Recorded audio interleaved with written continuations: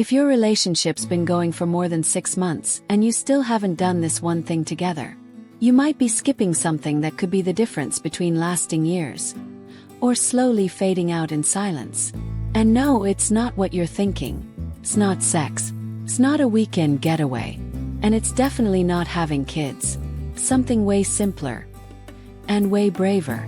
Let me tell you a story. A few years ago, a couple came to my office. Her name was Clara, his was Diego. They'd been living together for a little over a year.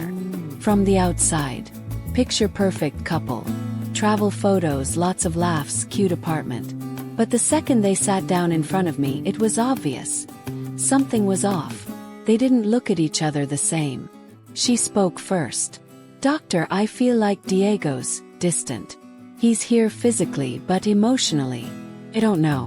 I don't know what he's thinking. I don't know what he dreams about. I don't even know if he's still in love with me." Diego took a deep breath. "It's not that I don't love her. It's just, there are things I feel like I can't say. Because if I say them, everything might fall apart." And right then I knew. Another couple, stuck in silence. Here's the thing. After years of working with Latino couples, I've noticed something. We've been taught to hold it in before we've been taught to open up. We were raised to stay quiet, to suck it up, to keep things calm on the outside, even when inside we're full of doubt, fear, or quiet resentment. But couples who truly last, they do something different. They don't show it off. They don't post it on Instagram. They don't make sync TikToks. You won't see it at their wedding.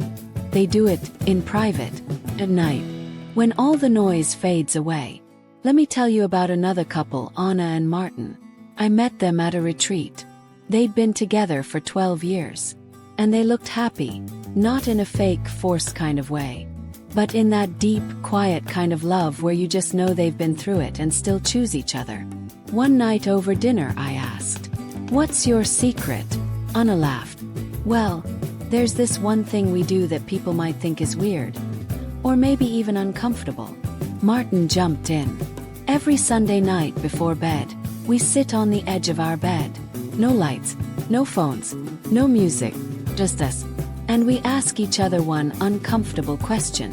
One uncomfortable question. I ask them to tell me more. We ask things like, what hurt you the most this week?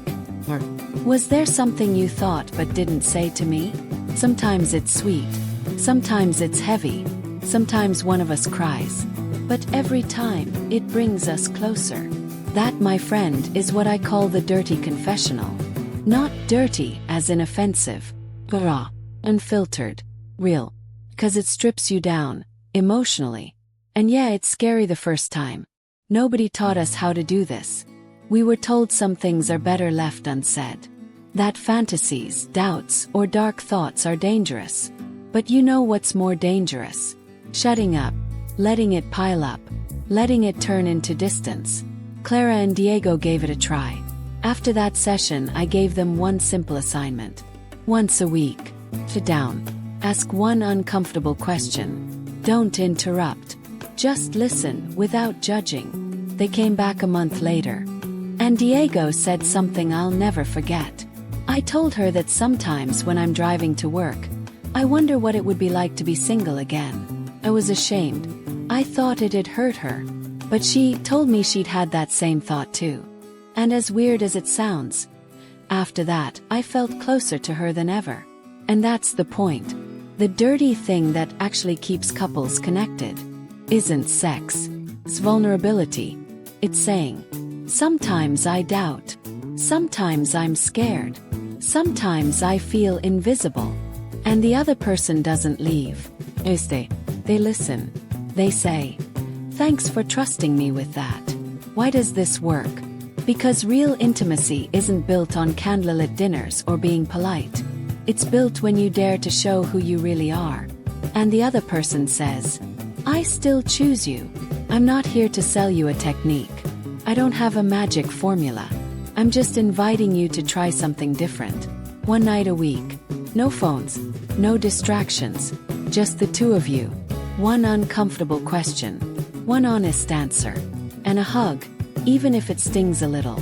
Because real love isn't about being perfect. It's about being present, being there even when it's hard. If you're up for it, try it tonight. You don't need to have it all figured out.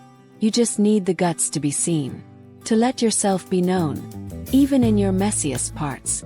And if your partner's down to try it too, do it together. Play the dirty confessional, not because you're broken, but because you want to keep choosing each other week after week from a place of truth. And if something in all of this hit home for you, if some part of you thought, this is what we need, drop a comment. I'm in. And if you're doing it as a team, we're in. Because the world needs more real couples, less filters, more connection. And remember, true love isn't always pretty, but it's real.